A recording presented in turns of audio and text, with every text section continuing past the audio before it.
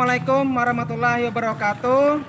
Hari ini Kamis tanggal 12 Januari 2023, saya Pak Jenri Pani, mahasiswa PPGPAI dari LPTK YN Palangkaraya gelombang 3 akan melakukan praktik UKIN pada kelas 12 MIPA 2 yang materinya pernikahan dalam Islam. Terima kasih. Assalamualaikum warahmatullahi wabarakatuh. Assalamualaikum warahmatullahi wabarakatuh. Waalaikumsalam warahmatullahi wabarakatuh. Bismillahirrahmanirrahim. Alhamdulillahirabbil alamin. Assalatu wassalamu ala asyrofil anbiya'i wal mursalin wa sayyidina maulana Muhammadin wa ala alihi wa barik wa sallim ajma'in. Amma ba'du. Selamat siang semuanya. Siang. Apa kabar? Alhamdulillah, luar biasa, senyum ceria, Allahu Akbar. Alhamdulillah semangat ceria dan tetap semangat dalam mengikuti pembelajaran. Pembelajaran kita pada hari ini, mari kita berdoa. Mudah-mudahan pembelajaran kita hari ini bisa berjalan dengan mudah, lancar dan tertib. Kepada Asad kami minta untuk memimpin doa. Teman-teman mari berdoa untuk memulai pelajaran hari ini agar tertibnya pelajaran hari ini dan dimudahkan oleh Allah Subhanahu wa taala. Doa masing-masing dimulai.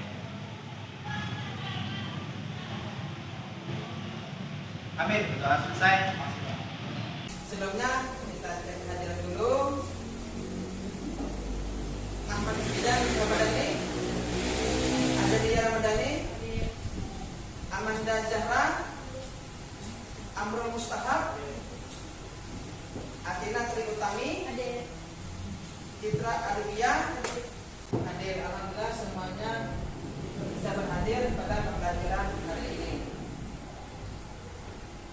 Selanjutnya kita akan memasuki pembelajaran pendidikan agama dan pekerti untuk kelas 12 MIPA 2. Kali ini kita masuk tema bab yang baru, tapi masih ada keterkaitannya dengan materi sebelumnya. Masih ingat materi sebelumnya apa yang telah kita pelajari?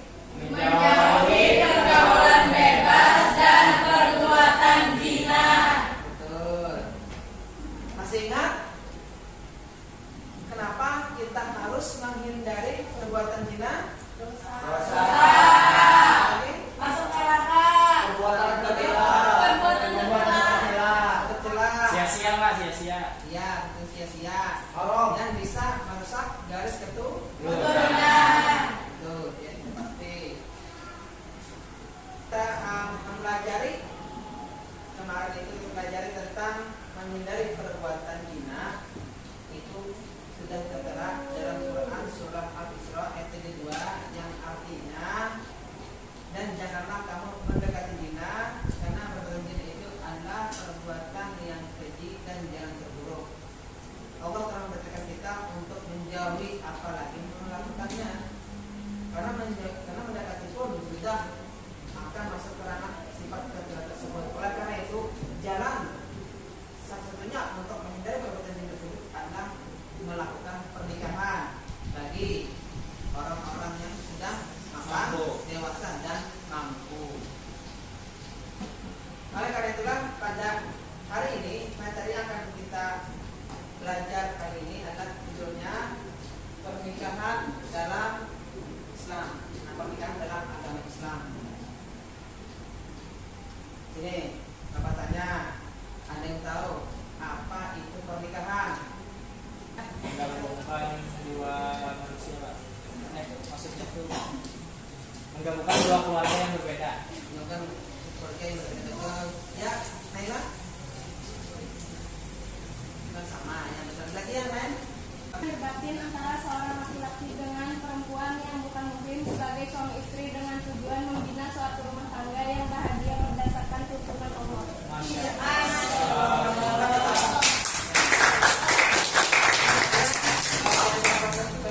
Ini sedikit banyaknya sudah mengetahui dan memahami apa itu pernikahan.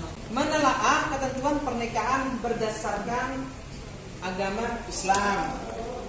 Nah, ini kita mencari pengetahuannya. Nah, apa saja ketentuan-ketentuan yang berlaku dalam agama Islam tentunya dalam proses pernikahan ini. 2. Membandingkan syarat dan rukun pernikahan dalam Islam. Nah, ada syarat, ada rukun.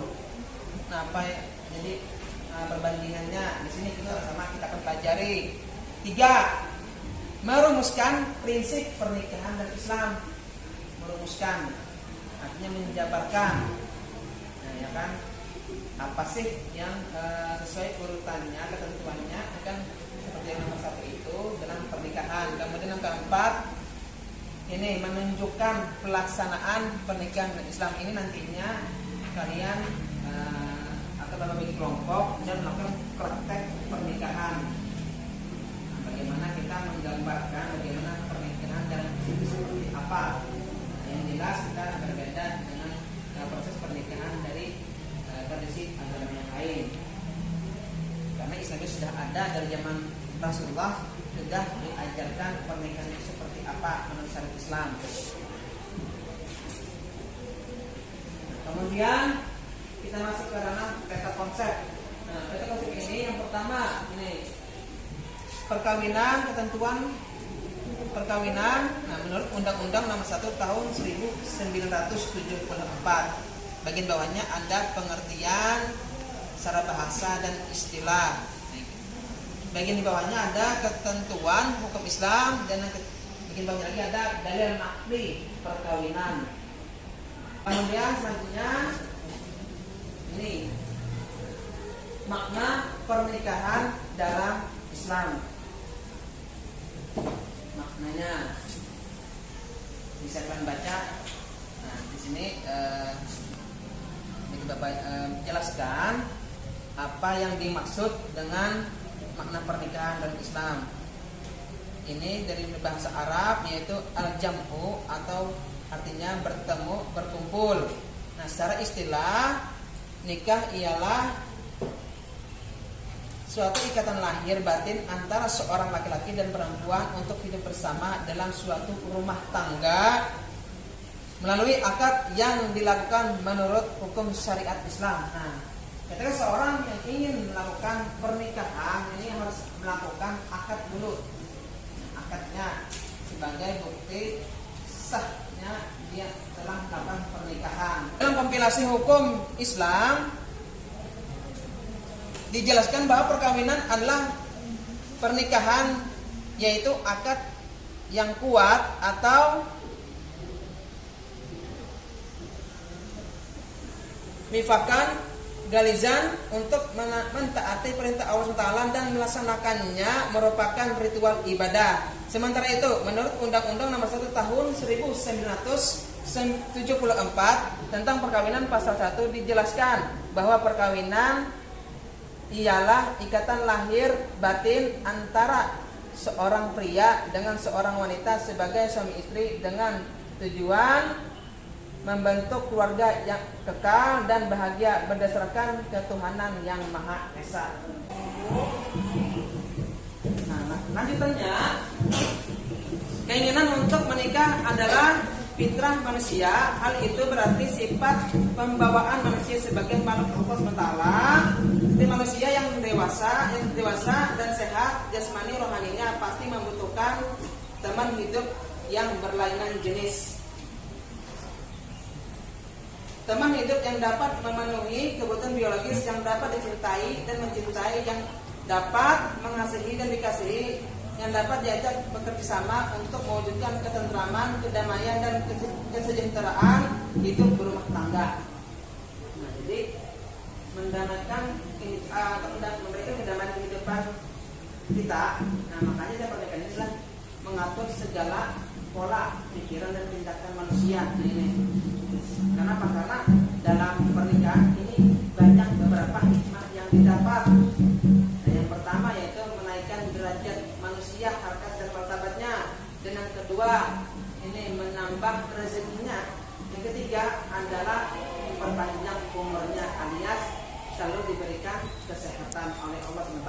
Inilah makna dari pernikahan hikmahnya. Kemudian ini ada hukum nikah.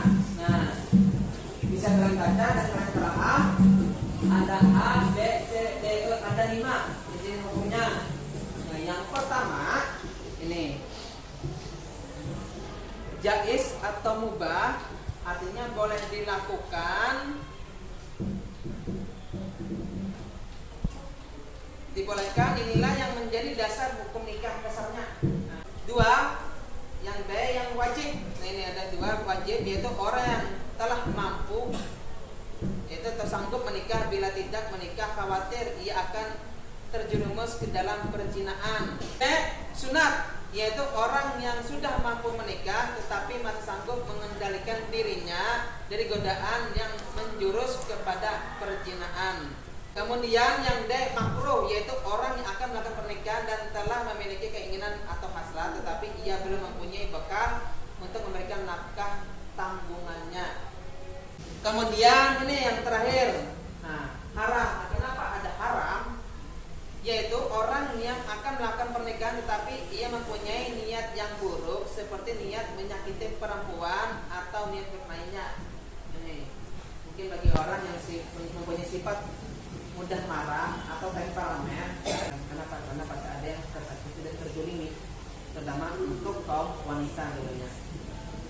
Kita lanjut, yaitu tujuan nikah. Nah, tujuannya ada 6. Nah, bisa kalian baca, kalian pahami, dan kalian telaah.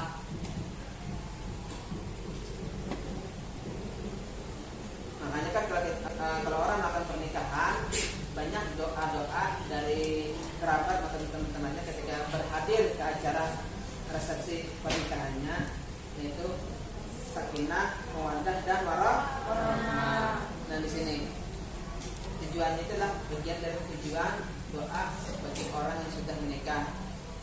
Nah, bagian pertama untuk meraih kebahagiaan dan ketenangan hidup, ini disebut dengan sakinah.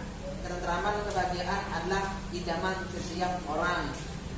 Kemudian bawahnya untuk membina rasa cinta dan kasih sayang. Nikah merupakan salah satu cara untuk membina kasih sayang antara suami, istri, dan anak. Kemudian bawahnya untuk memenuhi kebutuhan seksual yang sah dan diridhai Allah Ta'ala. Untuk melaksanakan perintah Allah Ta'ala, menikah merupakan pelaksanaan perintah Allah. Oleh karena itu, menikah akan dicatat sebagai ibadah. Jadi sekali lagi, pernikahan ini juga termasuk ibadah. Makanya kalau sudah mampu, sudah siap, segeralah melakukan pernikahan. Kalau sudah kelas 12, nanti kalian lulus dari sini, mungkin ada yang melanjutkan ke perguruan tinggi atau ada yang bekerja.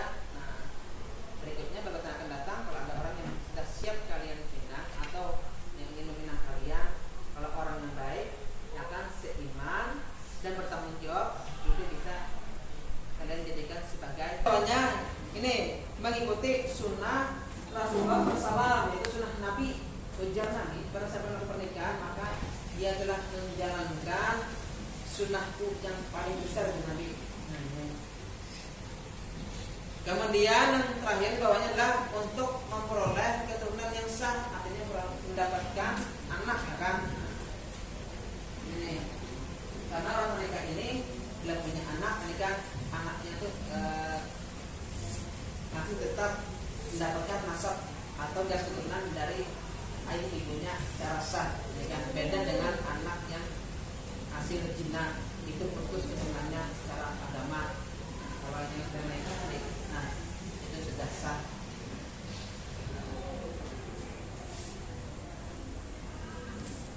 Berikutnya ini ada rukun nikah.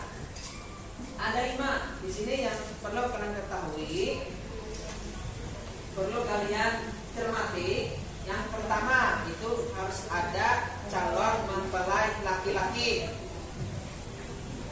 Nah, laki-laki tadi kan kita sebutkan, yaitu laki-laki yang sudah dewasa, yang sudah beragama Islam, mampu dari kesehatan dan dari segi ekonomi. Lalu yang kedua, calon mempelai wanita, wanita yang sudah siap dia nikahi.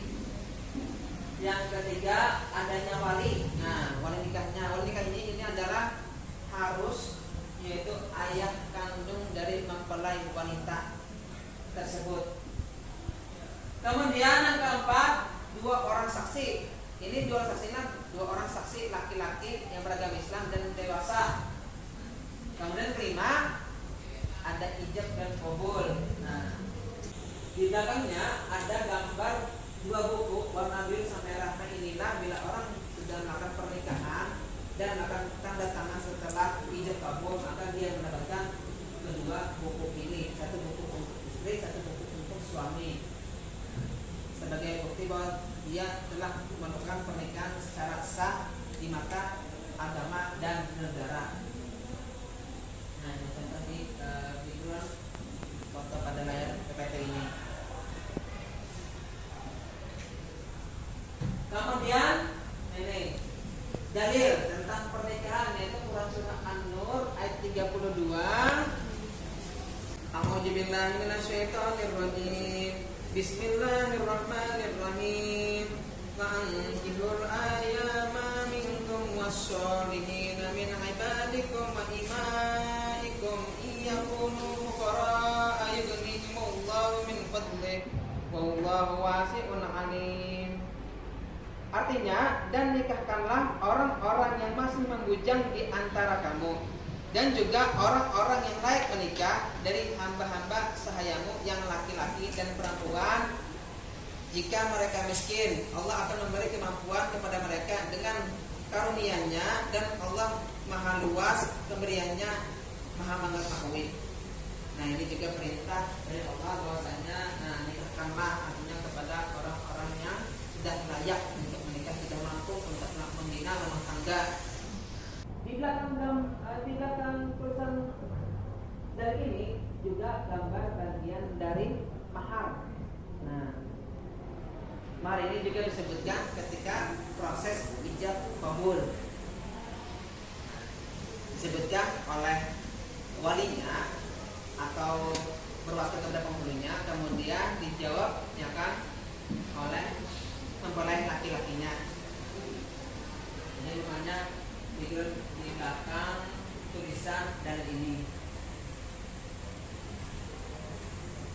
Kemudian ini ada contoh gambar proses pernikahan. Nah, bisa kalian cermati, ada dua gambar yang Bapak tayangkan di sini. Dapat perlihatkan kepada kalian. Gambar di atas yaitu yang gambar animasi, ada 5 orang. Nah, yang di depan warna baju merah dan warna biru pakai baju putih itu adalah 2 orang saksi. Kemudian sampingnya pakai baju hitam, pakai kacamata, itu adalah walinya, yaitu ayah dari mempelai wanitanya. Kemudian sampingnya yang memegang mikrofon pakai baju putih dan baju putih itu adalah mempelai laki-lakinya. Kemudian di depannya yang berdiri pertama dengan laki-lakinya adalah itu penghulu. Nah, yang menikahkan mempelai tersebut untuk proses ijab kabulnya.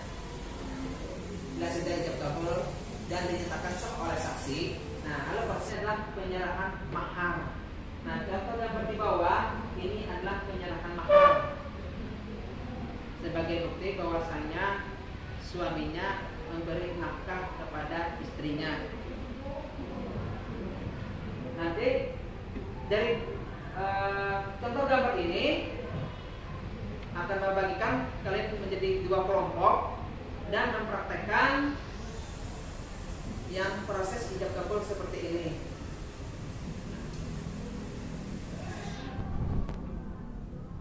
Nanti sebelumnya ada kalian presentasi dulu untuk kegiatan mempelajari ini, baru nanti lakukan proses bermain perannya. Nah, prakteknya seperti gambar ini.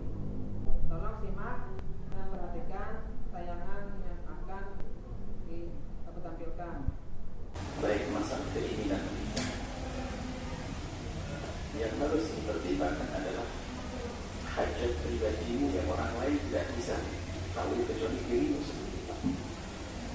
Itu ukurannya. Maka hukum kita ada yang berderajat wajib, ada yang sunnah. Itu bagaimana? Sunnah kalau memang orang itu aman-aman saja, dia punya materi mungkin untuk menikah, dan kalau tidak nikah nggak masuk wilayah sini. Jadi ada suatu ketika nikah, dia tuh khawatir dalam masuk berzina. Jadi saya nikah bisa, saya mampu. Tapi kalau tidak nikah, saya bisa kepleset. Mungkin dari banyak bergaulnya dengan wanita, dia seorang laki-laki yang banyak kawan, kemudian sering yang mengganggu chatting segala macam, mungkin syahwatnya sering berguna, lalu masuk khawatir masuk wilayah haram, maka bagi dia nikah itu menjadi wajib. Jadi intinya dirimu sendiri. Kalau memang dia adalah orang yang aman-aman saja, ya nggak usah ikut-ikutkan gaya nikah muda dulu. Jadi artinya nikah muda itu khususnya di hari ini kami galakkan masalah ini apa? Khawatir karena mohon maaf tontonan hari ini, masya Allah budaya-budaya yang ini yang kotor, khawatir seseorang tiba-tiba mengikuti gayanya orang menikah. Maksudnya gaya mereka adalah hubungan seks dan sebagai syahwat dibebaskan. Ini yang bahaya sekali harus diantisipasi. Maka kasih aja jebat anak-anak maksudnya nikah muda itu tidak ada masalah. Tapi lihat kalau kita buka aja jebat kepada anak kita, tidak tertawa-tawa esok dia nikah. Yang repot kalau tidak boleh, pokoknya kalau belum selesai kuliah kau sudah nikah. Orang tua itu sudah sakit-sakitan, gula boleh segala macam. Dibandingnya anaknya yang tontonannya macam-macam. Saya hati-hati, jangan sampai kita tuh mengukur orang dengan mengukur baju orang dengan badan sendiri, mengukur nafsunya orang dengan nafsu sendiri, mengukur sawatnya orang dengan sawatnya sendiri. Jadi yang menjadi ukuran adalah diri sendiri. Kalau mau dia punya hajat, kemudian takut masuk wilayah perzinahan dan sebagainya, segera menikah. Kalau tidak, harus sering berbola sama masuk wilayah haram, baru nanti terpikir dia. Kalau tadi nikah sudah tidak ada wajib nikah sampai kalau seandainya ya kan siapa saja penting kamu terbebaskan dari yang namanya keharaman zina. Ini kamu menikah masa sejelek amat begitu hanya ingin terbebas dari zina. Kok lihatnya kok hanya itu saja. Padahal lihatnya harus banyak terhindar dari zina, keturunan yang baik. Nah ini kan perlu juga punya keturunan yang baik, harus kita cari pasangan yang baik dong. Jadi nikah kalau bisa, makanya diskusi ini maka memperlihatkan tidak ada orang yang tiba-tiba ikut-ikutan nikah muda tadi. Tapi jangan sampai dilarang besar-besar pada waktunya. Baik, kesiapan itu penting, kesiapan mental. Ada anak ikut-ikutan, 15 tahun ingin nikah muda. Kamu ngerti apa nikah? Apa sih? Ikut-ikutan nggak bisa, nggak sah itu. So, kalau ditahan dia nggak akan masuk wilayah zina. Tapi bisa jadi orang seumur itu kan pergaulan yang menentukan pilihan saja. Jadi ukurannya dirinya sendiri, ukuran dirimu sendiri. Jika syahwatmu bergolak dan susah ditahan, maka menikah wajib bagi muslimah. Kemudian jika ternyata dirimu adalah aman-aman saja dalam urusan itu, maka nikah muda itu perlu dipikirkan jauh lebih banyak tentang kemaslahatannya. Bisa jadi misalnya ada seorang wanita muda, saya merindukan Anda kemudian coba diskusi, saya pilih nikah muda. Saya wanita umur berapa belas? 16, 17, oke, saya pilih nikah muda. Kalau memang dirimu muda dan masih belum dewasa, maka pasangannya cari yang sudah dewasa, ngayong di tepi. Atau sebaliknya, saya seorang laki-laki muda, tapi saya ingin nikah dan bergolak sama saya. Tapi saya ingin bisa saja nanti cari seorang yang dewasa. Dari perbedaan itu tidak selalu menjadi sebab perbedaan menjadi kesesuaian. Sehingga ketika al-kubra waktu itu adalah usia dewasa 40 tahun. Sedikit buatnya yang tampak bagi Nabi. Kan seperti itu. Jadi dia ada kesesuaian. Mungkin ada seorang wanita yang sudah dewasa misalnya, tidak harus berpikir tentang. Jadi peluangnya adalah lebih luas lagi. Dewasa alhamdulillah, kalau tidak dewasa saya akan mendewasakan dia. Kalau saya seorang wanita yang tidak dewasa, saya akan berusaha mencari pasangan yang dewasa. Karena yang penting hajatnya terpenuhi, jangan asal pilih jalan. Termasuk ada seorang wali punya anak perempuan. Anda lihat anak saya, anda adalah kecil tapi khawatir masuk wilayah haram. Saya ingin nikahkan anak saya, tidak mudah berpikir. Jadi tak yang sudah menikah. Apalagi ngomong orang menikah, lebih enak kalau anaknya ngomong. Tinggal cari laki-laki yang dewasa bisa ngomong dia, tak ada masalah. Berarti dia pun dia belum siap, pasangannya siap melalui dia. Seperti itu. Tapi yang kacau adalah sekarang kekerasan anak SMP sama anak SMP habis. Katanya nikah muda ini kekerasan sengsara dia karena tidak dengan dipikirkan. Baik, selamat nikah muda. Tapi dengan cara yang benar, pilih dong. Masalah sekolah jauh usah pusing. Sekarang zamannya orang tua membiarkan anaknya pacaran sampai masuk wilayah haram. Karena dia yang penting biar tahu dulu. Tapi kalau masuk zina, alhamdulillah sudahlah pacaran yang halal pergilah kau nikahkan. Urusan biaya gimana? Dia bayar sendiri-sendiri. Dia sama bapaknya, saya sama bapak saya. Kan begitu. Kalau orang tua dewasa, orang tua ngerti keselamatan anak, akan rela dengan dia bikin. Apalagi sekali bikin keluarga dia, keluarga Saya juga tamat SMA, sama-sama usia baru SMA baru tamat, tapi khawatir masuk wilayah haram, pengen kuliah di mana? Di Jogja, sama-sama tadi kan anak saya mau dan kalau mau alhamdulillah, bangun cinta, nikah, pacaran, tapi halal. Kalau punya anak gimana? Alhamdulillah rezeki. Gak usah pusing. Jadi zina, hari ini zina harus zina. Zina.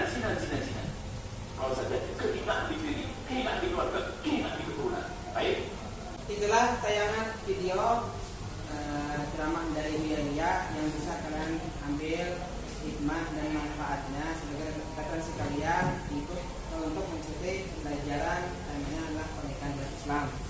Berikutnya, buatlah kelompok itu saya bersama dan nantinya presentasi lalu kalian lakukan bermain peran ijab kabul dan penyerahan maharnya. Berikut silakan kalian gabung dengan kelompok itu kelompok yang telah bagikan. Silakan.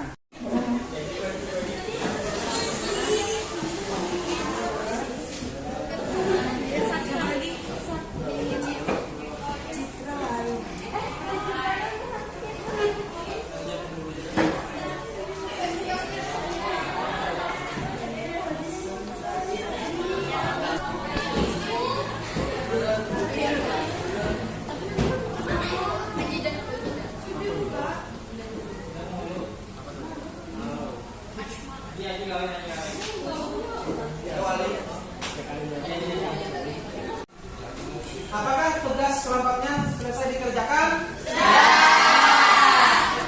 Maka sudah, silakan berikan presentasi kalian atas hasil jawaban yang telah kalian tulis di dalam kata-kata tersebut. Dari kelompok 1, silakan maju ke depan untuk presentasi kelompoknya. Semuanya, Pak. Semuanya. Assalamualaikum warahmatullahi wabarakatuh. Waalaikumsalam warahmatullahi wabarakatuh. Jadi di sini kami ingin presentasikan hasil jawaban anak PD kami. Kami ingin menjawab soal pengertian nikah menurut bahasa dan menurut agama Islam. Kata nikah berasal dari bahasa Arab yang berarti al-jamu atau bertemu, berkumpul. Menurut istilah, nikah ialah suatu ikatan lahir batin antara seorang laki-laki dan perempuan untuk hidup bersama dalam suatu rumah tangga melalui akad yang dilakukan menurut hukum syariat Islam. Dalam Islam, pernikahan berarti suatu akad perjanjian yang mengandung kebolehan melakukan hubungan seksual dengan memakai lafaz nikah atau tasbih. Seseorang yang akan menikah harus memiliki tujuan positif dan mulia untuk membina keluarga sakinah dalam rumah tangga, seperti memenuhi tuntutan naluri manusia yang asasi, mendapatkan ketenangan hidup, membentengi akhlak, meningkatkan ibadah kepada Allah Subhanahu wa taala, mendapatkan keturunan yang soleh dan menegakkan rumah tangga yang islami.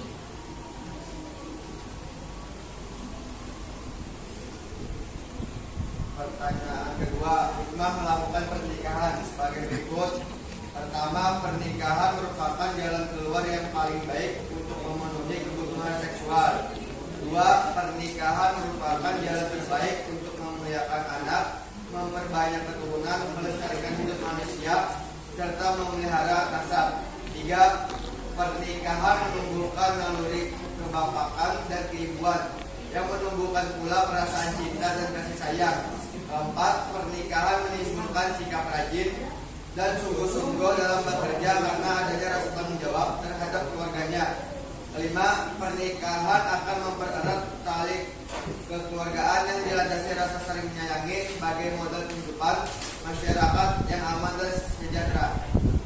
Sekian dari kelompok kami. Soleh dan mohon maaf.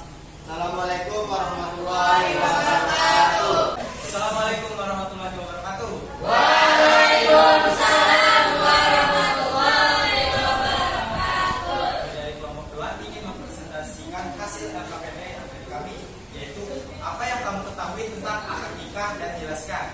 Akad nikah adalah acara inti dari seluruh rangkaian proses pernikahan.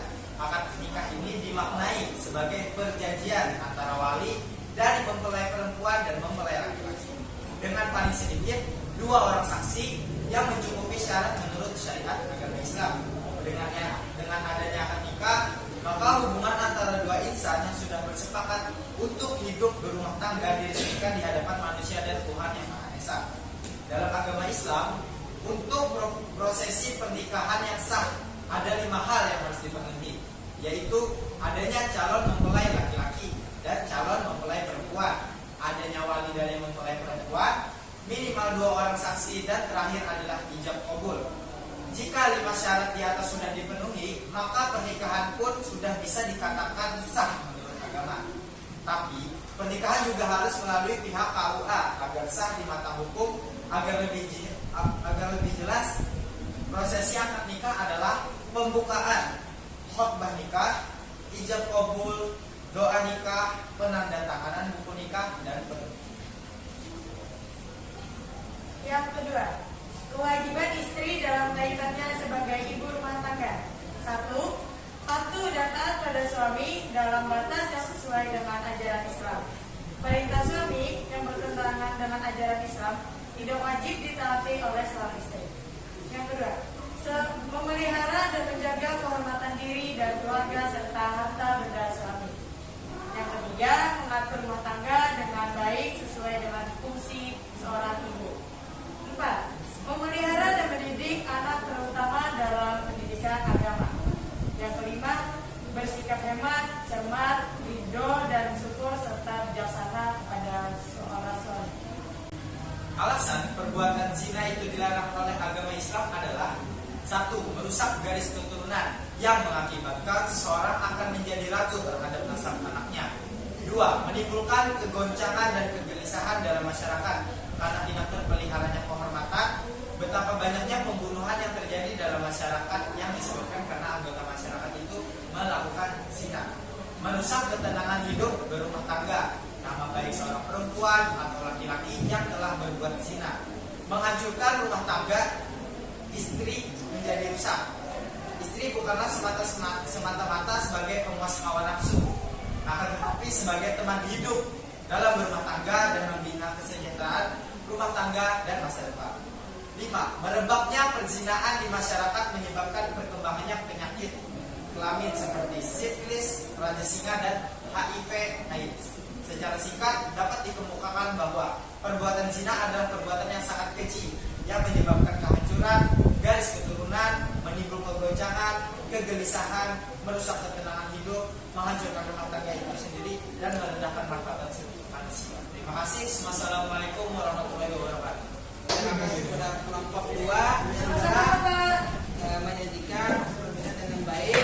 Jadi dengan kelompok 1 kita terima kasih yang telah memberikan kalian dengan tugas baik dan bagus. Berikutnya, saya bermain peran untuk mempraktekkan proses pernikahan, ijab kabul, dan mahar. Assalamualaikum warahmatullahi wabarakatuh. Waalaikumsalam warahmatullahi wabarakatuh. Hari ini insya Allah akan dilaksanakan proses pernikahan dari 2 insan yang berbeda, yang mana ayah kandung dari calon mempelai perempuan ini telah berwakil kepadaku untuk menikahkan anak perempuan. Sekarang kita mulai saja ijab kabul. Saya nikahkan dan kawinkan engkau, Reja bin Haji Burhan, dengan seorang perempuan yang bernama Mufidah bin Haji Jaki, dengan mahar uang Rp50.000 dibayar tunai. Saya terima nikah dan kawinnya Mufidah binti Haji Jaki dengan mahar uang Rp50.000 dibayar tunai. Bagaimana saksi? Alhamdulillah.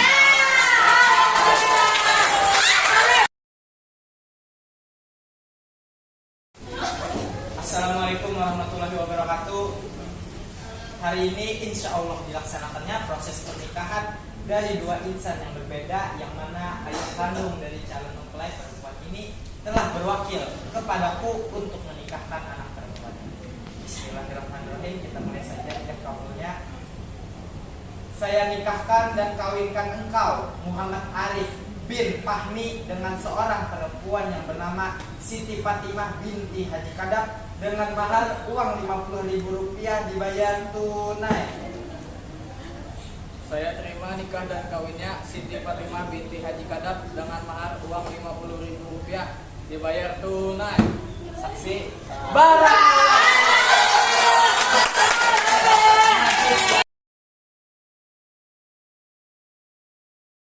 Terima kasih kepada kelompok 1 dan kelompok 2 yang telah menyajikan praktek penamparannya, yaitu proses pernikahan ijab kabul sampai penjalanannya. Alhamdulillah sudah sangat bagus, sangat baik kalian tampilkan dan bisa menjadi kedepannya untuk gambaran nantinya ketika kalian telah kalian lakukan dengan pernikahan secara benarnya. Selanjutnya untuk memasuki tahap akhir, kita akan melakukan evaluasi. Silakan buka handphone kalian, buka yang telah membagikan minggu gabung, dan di situ ada 10 soal yang ganda. Silakan dijawab dengan baik dan benar.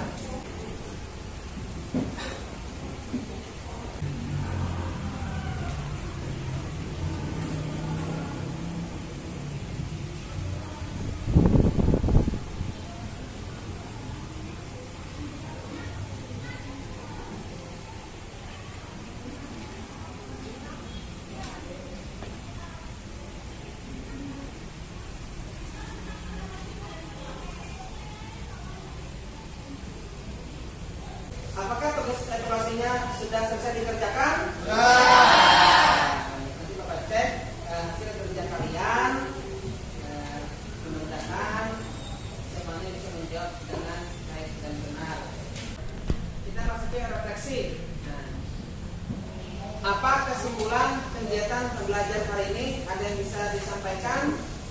Ya, Hasan. Jadi pernikahan itu adalah bersatunya dua insan yang berbeda secara sah menurut agama agar menjauhi perilaku zina dan pergaulan bebas. Kesimpulannya adalah untuk membangun rumah tangga yang sakinah mawaddah warahmah perlu yang namanya kita adalah saling percaya, satu duanya, kemudian kedua saling jujur, yang ketiga adalah saling terbuka dan saling komunikasinya tetap berjalan. Gunanya ketika telah melakukan pernikahan atau rumah tangga tidak ada yang namanya perselisihan dan miskomunikasi. Dan juga untuk menjaga diri kita dari perbuatan perilaku perzinahan. Ini katakanlah kuncinya supaya sah di mata hukum negara, yaitu dengan melakukan pernikahan. Berikutnya penutup. Sebelum kita akhiri pembelajaran kita hari ini, marilah kita berdoa kepada Allah. Mudah-mudahan pembelajaran yang kita pelajari hari ini bisa kita amalkan ke depannya, bisa berhikmah dan kebaikannya akan santunan untuk mendapatkan keridhaan dari Allah. Oleh karena itu kami minta kepada Hasan untuk memimpin doa.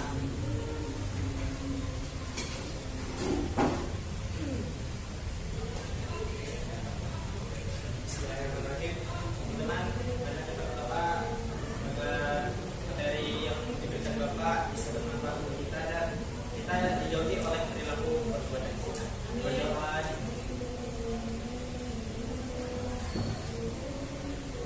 Sudah selesai. Alhamdulillahirobbilalamin. Terima kasih Bapak.